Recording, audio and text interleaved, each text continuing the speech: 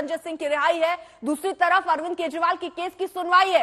संजय सिंह हमारे साथ, हमारे सहयोगी कोर्ट के बाहर इस वक्त मौजूद है, सीधे लिए चलते हैं आपको। संजय, कितनी देर में सुनवाई शुरू होगी? बस मेरे ख्याल से 12:30 बजे का टाइम था, तो मुझे लग रहा है कि अंदर सुनवाई शुरू हो चुकी होगी। और इसके साथ ही जैसे ही सुनवाई होगी उसमें ईडी अपना पक्ष रखेगा। ईडी ने अपना जवाब दाखिल कर दिया है और इसके साथ ही जब ईडी अपनी बातें बताएगा उसके साथ ही फिर अरविंद केजरीवाल की तरफ से भी उनके वकील वहां पहुंच चुके हैं, तो वो भी अब जल्दी ही अपनी चीजें बताएंगे कि आखिर उनकी दलीलें क्या हैं। सुनवाई शुरू हो चुकी है और सीनियर एडवोकेट अभिषेक मनु सिंह भी अरविंद केजरीवाल की तरफ से उनका पक्ष रख रहे हैं।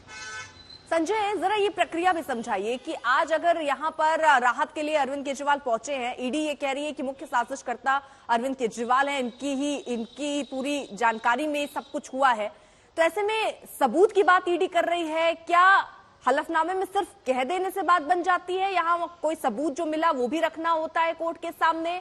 क्या आधार होते हैं, क्या प्रक्रियाएं होती, जरा बताइए।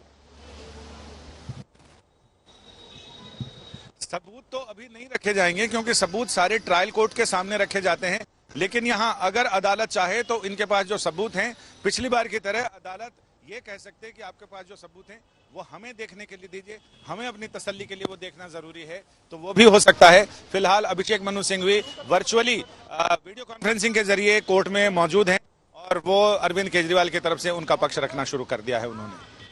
इससे पहले क्या क्या हुआ संजय? किस तरह की दलीलें दी गई थी? हलफनामा ईडी को देने के लिए कहा गया था, अपना जवाब दाखिल करने के लिए, जो ईडी ने दे दिया है। आज क्या होगा? क्या दोनों तरफ से एक बार फिर दलील होगी और आज ही कोई फैसला आ सकता है या फिर और रुकना होगा? दलीलें तो लंबी चलने वाली हैं क्योंकि जिस समय एएसजी एसवी राजू ने यह कहा था कि दोपहर भोजनावकाश के बाद कोर्ट में इसकी सुनवाई की जाए, तो अदालत ने जस्टिस स्वर्णकांता शर्मा उन्होंने ये कहा कि चूंकि इसमें काफी चीजें सुननी हैं, दोनों पक्ष की बातें, तो ऐसे में मुमकिन नहीं लगता कि 2:30 बजे अगर कार्यवाही शुरू की जाए, सुनवाई शुरू की जाए, तो 4:30 बजे तक सब कुछ निपट जाए। उन्होंने कहा हम चाहते हैं आज ही इस पर सुनवाई पूरी कर लें और आदेश देने के लिए भी हमारे पास एक समय सीमा रहनी चाहिए, समय रहना चाहिए। तो ऐसे में उन्होंने 12:30 बजे का समय नियत किया था कि बाकी सारे नियमित मामले हैं उन्हें पहले सुन लिया जाए 10:30 से 12:30 बजे तक, और 12:30 बजे से 1:30 बजे तक इस मामले में मुझे लग रहा है कि अभिषेक मनु सिंह भी शायद 1:30 बजे तक अपनी बात पूरी कर लें, तो उसके बाद फिर एसवी राजू ईडी की तरफ से वो बोलेंगे। लेकिन सबसे बड़ी बात जो ईडी ने कही है वो ये कहा है कि सीधे सीधे जो लेन देन है उसमें सीधे सीधे अरविंद केजरीवाल लेने और देने के उसमें उनके सीधे सीधे वो नहीं जुड़े हैं, लेकिन उनके खिलाफ जो सबसे बड़ी चीज हमारे पास है वो ये है कि उन्हें इस पूरे मामले की पूरी आबकारी नीति से संबंधित अब तक जो भी ताना बाना बुना गया है और जो भी लेन देन हुआ है हवाले के जरिए भी, तो सीधे हवाला के जरिए जो भी लेन देन आया है उसमें अरविंद केजरीवाल सीधे डायरेक्ट तौर पर इन्वॉल्व नहीं है, लेकिन उन्हें सारी चीजें पता थी। इसके हमारे पास पूरे पुख्ता सबूत हैं। अब ये देखना दिलचस्प होगा कि ईडी इन बातों को जो इन्होंने अपने एफिडेविट में 2 लाइन में लिखी है उसे इलेबोरेट करके कोर्ट को संतुष्ट कर, ये देखना दिलचस्प होगा। यानी सुनवाई जो है वो शुरू हो चुकी है। अब अरविंद केजरीवाल की तरफ से उनके जो वकील हैं वो पक्ष रख रहे हैं, उसके बाद ईडी की तरफ से जो उनका पक्ष होगा वो रखा जाएगा। ये एक लंबी प्रक्रिया है। आज ही फैसला संजय, अब ये माने कि नहीं माने कि आज ही कोई फैसला आ जाएगा शाम तक? हम तो ये मान के चल रहे हैं कि आज ही शाम तक शायद कोई आदेश इसमें आ जाएगा और इसमें जो भी पक्ष असंतुष्ट होगा वो पक्ष सुप्रीम कोर्ट जाएगा, ये भी तय लग रहा है। फिलहाल अंदर क्या चल रहा है कोर्ट रूम में? मैं आपको ये बता दूं कि अभिषेक मनु सिंघवी ने अपनी दलीलें मेरी सहयोगी सृष्टि ओझा और कनु सारदा ये बता रही हैं कि अभिषेक मनु सिंघवी ने कहा है कि ये केस इसकी जो टाइमिंग इशू है उसे लेकर उन्होंने सवाल उठाए हैं और उनका कहना है कि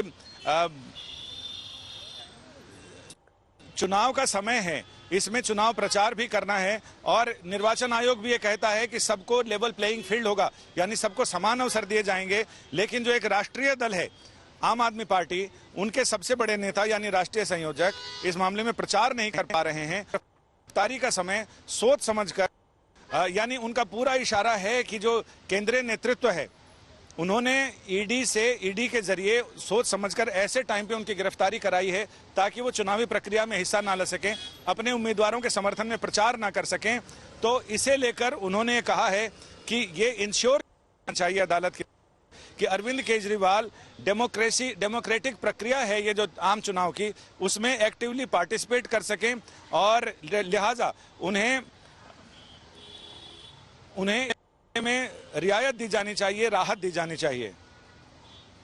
लेकिन बार बार संजय एक कहते हैं कि डूबते को एक तिनके का सहारा, ये बहुत कहावत जो है ये क्या यहाँ फिट बैठती नजर आ रही है? क्योंकि संजय सिंह को बेल मिली, क्या यहाँ संजय सिंह का जिक्र हो सकता है कि देखिए उनको 6 महीने रखा गया लेकिन उनके खिलाफ कोई ऐसा एविडेंस अभी तक नहीं है? ये सारी चीजें भी क्या आज कोर्ट को बताई जा सकती हैं? अभी फिलहाल बताने को बताई जा सकती हैं, लेकिन फिलहाल अभी वो इस पर कंसंट्रेट किए हुए हैं कि जो लेवल प्लेइंग फील्ड है, चुनाव के समय नवंबर में उन्हें समन इशू किया गया था और अब मार्च में उनकी होती है, यानी कुल मिलाकर ये सारी साजिश, ये सारा ताना बुना गया कि अरविंद केजरीवाल प्रक्रिया में हिस्सा ना ले सके, अपने देश भर में घूम घूम कर अपने उम्मीदवारों का प्रचार ना कर सकें, उनके लिए वोट ना मांग सकें। ये इसीलिए किया गया है। उन्होंने कहा है कि 8 पॉइंट है जो मैं उठाना चाहता हूं और उन्होंने कहा है कि कोई मटेरियल अभी तक अरविंद केजरीवाल के पास कोई कंक्रीट मटेरियल ऐसा नहीं है, जो भी बात पानी जमा खर्च है यानी हवा हवाई है। और उन्होंने कहा कि पहला समन अक्टूबर में मिला और 9वां समन 16 मार्च को, लेकिन गिरफ्तारी ऐसे समय में की गई है ताकि वो अरविंद केजरीवाल चुनावी प्रक्रिया से दूर रहें और पार्टी को एक झटका लगे। और एक राष्ट्रीय पार्टी है, राष्ट्रीय पार्टी के राष्ट्रीय संयोजक हैं, उनको चुनावी प्रक्रिया से दूर रखने के लिए ही ये गिरफ्तारी की साजिश रची गई है। और उन्होंने ये कहा है कि 6 महीने बीत गए हैं जब से नवंबर अब तक, तो ऐसे में अगर गिरफ्तारी करनी थी तो पहले क्यों नहीं की? ये बिल्कुल ये है कि ऐसे समय में गिरफ्तारी की गई और गिरफ्तारी का आधार भी समुचित नहीं है, क्योंकि जो रिश्वत की रकम ली गई है, दी गई है, उसका कहीं कोई मनी ट्रेल नहीं है। और पहले इकट्ठा हो जाएं किसी आदमी के खिलाफ तब उसे गिरफ्तार करने का मतलब है। यहाँ पहले गिरफ्तारी हो गई और अब ईडी सबूत इकट्ठा करने की बात कह रही है, यानी जो मटीरियल्स हैं वो भी इनसफिशिएंट हैं गिरफ्तारी के लिए। लिहाजा उनके न केवल समन, इस मामले में ईडी के समन गैर कानूनी थे, कानून से इतर थे, बल्कि उनकी गिरफ्तारी भी कानून का उल्लंघन करके की गई है। ईडी का ये कदम मनमाना है, गैर जिम्मेदाराना है और गैर कानूनी भी। लेकिन संजय, जब ये बातें, ये दलीलें रखी जा रही तो ईडी की भी अपनी दलील होगी कि पहले तो समन ही भेजेंगे, 9 समन अरविंद केजरीवाल को भेज दिए गए, जांच में वो सहयोग ही नहीं कर रहे थे। लेकिन अरविंद केजरीवाल की तरफ से अभिषेक मनु सिंघवी यही कह रहे हैं कि सेक्शन 50 जिसके तहत गिरफ्तारी की गई है, सेक्शन 50 की जो शर्तें हैं गिरफ्तारी के लिए, उन शर्तों को ईडी ने पूरा नहीं किया है, उनको दरकिनार रखा है और इसके साथ ही उन्हें गिरफ्तार किया है। तो ये पूरी एक तरफा मनमानी और गैर कानूनी है। उन्होंने कहा है कि ईडी का जो रिकॉर्ड है, मेरे स्टेटमेंट में वो रिकॉर्ड भी है, सेक्शन 50 जो पीएमएलए एक्ट है उसके तहत अरविंद केजरीवाल की गिरफ्तारी किसी भी रूप में उसे जायज नहीं कहा जा सकता, कानूनी प्रक्रिया सम्मत नहीं कहा जा सकता है। आप इसको कैसे देखते हैं? जिस बात का जिक्र हो रहा है, किस तरह की प्रक्रिया होती है और किस प्रक्रिया के तहत गिरफ्तारी हुई? गिरफ्तारी के लिए सेक्शन 50 है जिसमें यह कहा गया है कि पहले सफिशिएंट मटेरियल होना चाहिए किसी भी अभियुक्त के खिलाफ, जिसके आधार पर मुकदमा दर्ज करके उन्हें गिरफ्तार किया जाए। लेकिन ईडी चूंकि खुद नहीं कर सकती है, किसी और जांच से मुकदमा दर्ज होता है, लेकिन ईडी के पास अभी तक ना तो मनी ट्रेल है, ना अरविंद केजरीवाल के खिलाफ कोई कंक्रीट सबूत है जिसके आधार पर उन्हें गिरफ्तार किया गया है। सिर्फ गवाहों के बयान पर उन्हें गिरफ्तार किया गया है। जो गवाह अब सरकारी गवाह बन चुके हैं, वो कुछ दिन पहले तक अभियुक्त थे, लेकिन जैसे ही सरकारी गवाह बने हैं, और सरकारी गवाहों के बयान कोई मतलब नहीं होता है, क्योंकि वो दबाव में, प्रभाव में और इन सारी चीजों में उनके बयान दर्ज कराए जाते हैं। जहां तक बयानों की बात है तो कई बयान हैं जो अरविंद केजरीवाल का नाम शुरुआती बयान में नहीं दर्ज किया गया, जैसा कि संजय सिंह के बारे में भी कहा गया कि शुरुआत में जिन लोगों के बयान पर विश्वास किया जा रहा, उन्होंने पहले इन लोगों का नाम नहीं लिया था, लेकिन बाद में ईडी ने अपने प्रभाव और दबाव का इस्तेमाल करते हुए बाकी अन्य लोगों के नाम अपनी मर्जी से उनके बयान से कहलवाए हैं। इन तमाम चीजों को देखते हुए सिंघवी ने यह भी कहा है कि मैं इसलिए भी रिस्पॉन्ड नहीं कर रहा था इनके, क्योंकि एक और सुनवाई भी लंबित है, ऐसे में पहले अदालत तय कर दे, उसके बाद ही वो इसमें जवाब देना। हालांकि उन्होंने जवाब दिए हैं, लेकिन जवाब देने के साथ ही ये सही है कि वो उन पर हाजिर नहीं हुए, क्योंकि उनका ये मानना है कि जो समन किए गए थे वो समन गैर कानूनी थे, कानूनी प्रक्रिया से इतर थे, यानी कानूनी प्रक्रिया का उल्लंघन करते हुए वो समन जारी किए गए थे, जिसको उन्होंने पहले ही चैलेंज किया था अदालत। और इसके साथ ही उनकी गिरफ्तारी है, वो गिरफ्तारी को भी चुनौती दे रहे हैं, क्योंकि समन मनमाना और एक तरफा प्रक्रिया है। जरा संजय अब ये भी बता दीजिए, क्योंकि बकायदा अभिषेक मनु सिंघवी वहां पर पॉइंट्स रख रहे हैं, इस समय जो चुनाव के समय गिरफ्तारी हुई है उस टाइमिंग को लेकर सवाल उठा रहे हैं और इस गिरफ्तारी पर सवाल उठा रहे हैं, समन्स को असंवैधानिक बता रहे हैं, पूरी प्रक्रिया असंवैधानिक वो बता रहे हैं। वहां पर 8 पॉइंट सिंघवी की तरफ से रखे गए हैं, जरा पॉइंट वाइज बताइए क्या क्या बातें वहां कोर्ट में रखी गई सिंघवी की तरफ से।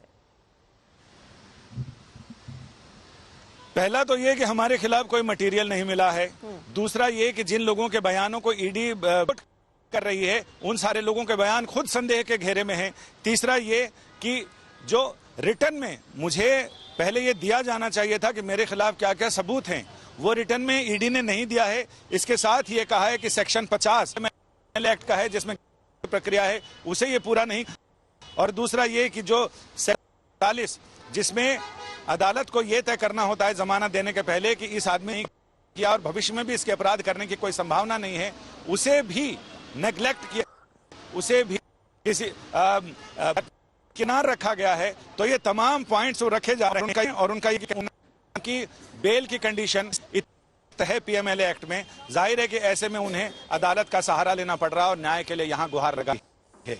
बिल्कुल, तो 23 मार्च को दरअसल हाईकोर्ट का रुख अरविंद केजरीवाल ने किया था और उसके बाद नोटिस दिया गया था ईडी को, यानी आज जवाब दाखिल करना था। और जिस तरीके से पूरी ये सुनवाई जो है वो वहां पर चल रही, पूरी प्रक्रिया चल रही, संजय लगातार हम तक जानकारी भी पहुंचा रहे हैं। संजय, यानी अभी इसमें और वक्त लग सकता है कोई भी फैसला आने में, हम सीधे तौर पर इसको माने, क्योंकि अभी तो सिंघवी अपनी दलील दे रहे हैं, बाद में इसके बाद ईडी अपनी दलील देगी और उसके बाद शाम तक कोई इसमें फैसला आएगा, क्योंकि सबकी नजर इसी बात पर है कि होगा क्या आज।